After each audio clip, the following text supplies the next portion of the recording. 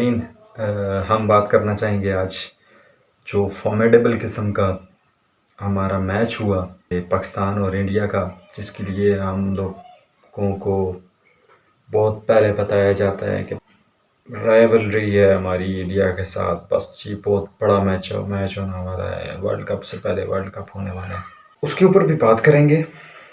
और ये हमारे साथ हुआ क्या, इसके ऊपर बात करेंगे। और ये हम लोगों ने इससे बचना कैसे है, इसके ऊपर बात करेंगे।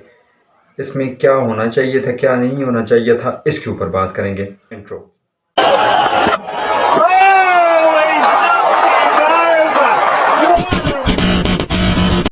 अस्सलाम वालेकुम।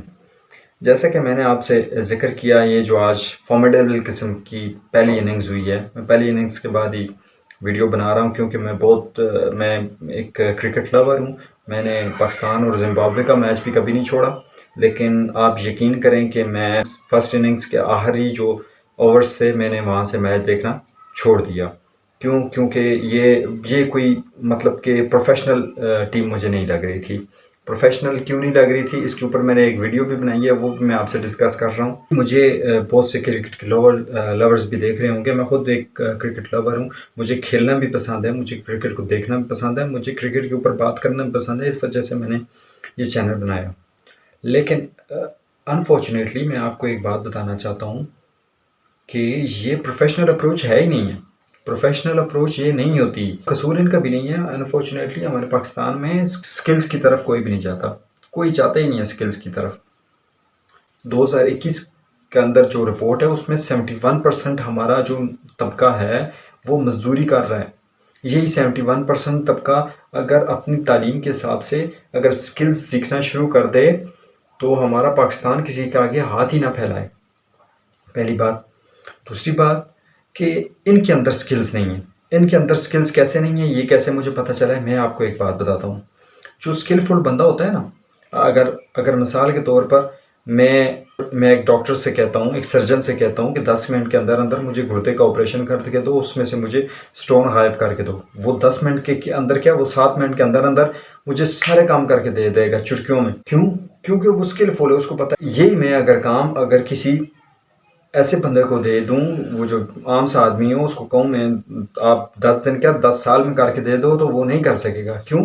क्योंकि उसके पास स्किल्स नहीं है, उसके पास एक्सपीरियंस नहीं है। यहाँ पर आ जाते हैं पाकिस्तानी टीम के अंदर।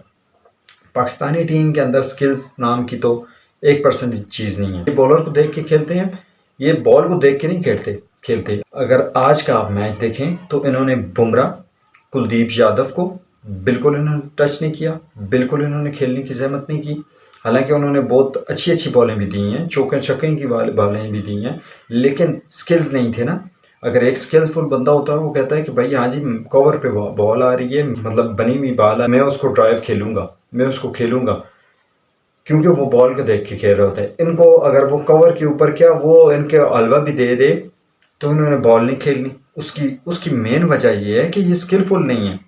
स्किलफुल जो बंदा होता है वो बॉल को देख के खेलता है, बॉलर को देख के नहीं खेलता। वो जो बॉलर होता है स्किलफुल, हैंड को देख के बॉल नहीं करता, वो पिच को देख के बॉल करता है। हमारा सबसे मेन मसला तो ये स्किल्स का आ गया। दूसरी बात आ गई कि भाई अंडरडॉग्स क्यों होते हैं। अंडरडॉग्स भी इसीलिए होते हैं भाई, एक बंदा जब अपने लिहाज से वो मतलब उसने पूरी तैयारी की हुई हो, मुझे पता है मैंने अब प्रैक्टिस में अगर 900 बॉलें खेली हों, 400 मैंने ऑफ की खेली हों, 400 मैंने लेग की खेली हों, 100 बॉलें मैंने स्ट्रेट की खेली हों, मैंने हर बॉल कवर की हो, तो मुझे चाहे जो मर्जी सिचुएशन आ जाए मैं तो उसको कर गुजरूंगा, उसको इजीली मैं उसको उस सिचुएशन से निकल जाऊंगा।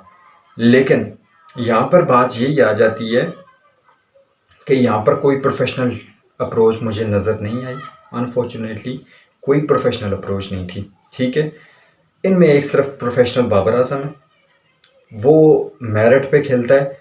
दूसरी बात है मेरिट पे खेलना। पाकिस्तान मैं क्या कहूँ कि ऑफ की बॉल है, ये उठा के उसको लेग पे फेंकेंगे, ये लेग की बॉल है, ये उसको उठा के ऑफ पे खेलेंगे। और भाई जिधर की बॉल है उधर क्यों नहीं खेलते, वहाँ से गैप निकालो ना। वहाँ से गैप निकालने से फ़ायदा ये होगा कि आपको रन्स मिलेंगे, आप डॉट बॉल्स नहीं खेलोगे। ठीक है, और आपकी विकेट बची रहेगी।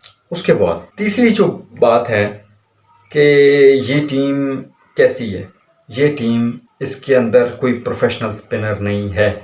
स्पिन बॉलिंग किसी भी टीम की जान होती है। इस टीम के अंदर कोई भी प्रोफेशनल स्पिनर नहीं है। इन्होंने इन्होंने दो ऑलराउंडर खिलाए हुए हैं, ठीक है जी। ना उनसे बैटिंग हो रही है, ना उनसे बॉलिंग हो रही है, और वो बॉल स्पिन भी नहीं कर रहे। वो बॉल, पहले तो वो बॉल स्पिनर है ही नहीं है, वो स्किटर है। बॉल मतलब एक ऑर्थोडॉक्स है और एक बॉल को स्किट करता है, उससे बॉल घूमती ही नहीं है, ठीक है। तो अव्वल तो वो स्पिनर है ही नहीं, ठीक है। दूसरी बात ये है, वो क्वालिटी स्पिनर ही नहीं है भाई। अगर स्पिनर हों भी, स्पिन करते भी हों बॉल, तो वो क्वालिटी स्पिनर ही नहीं है। हमारी तो ये कमज़ोरी है।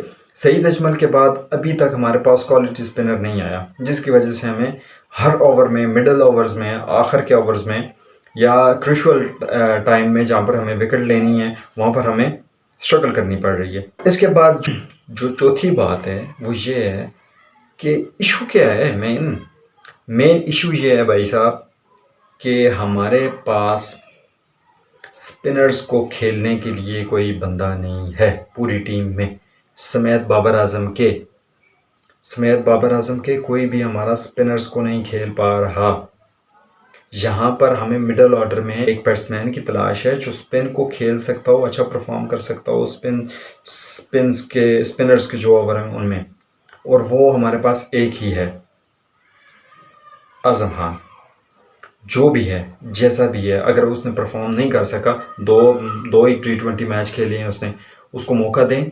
उसके ऊपर उसकी जो खामियां हैं उसके ऊपर वर्क करें ना, जैसे बाकी सारी टीमें करती हैं, उसके ऊपर वर्क करें। वो आजम खान स्पिनर्स को हिट करने की, स्पिनर्स को मेरिट पे खेलने की सलाहियत रखता है, वो वहाँ पर बहुत ज़रूरी है। यहाँ पर आपको विकेट भी वो रोकता है, ये बात नहीं है कि विकेट नहीं रोकता, वहाँ पर वो विकेट भी रोक रहा है, स्पिनर्स को खेल भी रहा है और स्पिनर्स को हिट भी कर रहा है। हमारे अनफॉर्चुनेटली स्पिनर्स को उसको डिफेंड करना, मतलब कि अटैक करना तो दूर की बात, वो डिफेंड नहीं कर पा रहे, स्पिनर्स को विकेट्स दे रहे हैं। ये मेन मसला है। दूसरी बात है हमारा ओपनिंग का ये मसला नहीं है कि ओपनर्स आउट हो जाते हैं, ओपनर्स हर जगह आउट हो जाते हैं, ज़ाहिर है उसमें सीम होती है, शुरू में स्विंग होती है, न्यू बॉल होता है। मसला ये है कि ओपनर्स हमारे रन नहीं ले रहे। हमारा आज 1100 बॉल्स हो गई हैं, ठीक है जी, 1100 बॉल्स हो गई हैं आज तक, कि हम लोगों ने उसके ऊपर पावर प्ले में छक्का नहीं लगाया, ठीक है। 1100 बॉल्स हो गई हैं। पाकिस्तान वाइड टीम है जिसने पावर प्ले के अंदर छक्का नहीं लगाया। पावर प्ले में तो आराम से इजीली छक्का लग सकता है। कौन सी ऐसी टीम है जिसने छक्का नहीं लगाया? इवन के अफगानिस्तान ने 3 छक्के लगाए हैं। तो हमारा ओपनर्स क्या है, प्रेशर नहीं डाल रहे, जिसकी वजह से बॉलर्स को तकलीफ नहीं हो रही। बॉलर्स को हम लोगों ने देनी है तकलीफ, ठीक है जी। बॉलर्स तकलीफ में होगा तो वो रन उसको कंसीव होंगे, ठीक है। इस वक्त हमारा जो बैट्समैन है, जो ओपनर है, वो हमारा प्रेशर नहीं डाल रहा। इसके ऊपर सबसे अच्छा जो मेरे पास इनमें ओपनर्स की रिप्लेसमेंट है वो है साइम अयूब। क्यों अच्छी रिप्लेसमेंट है? एक तो वो मतलब कि हिटिंग करता है, वो जो उसको वो बॉल लूज़ मिल जाए वो उस पर हिट करता है, ये बात तो है ही है।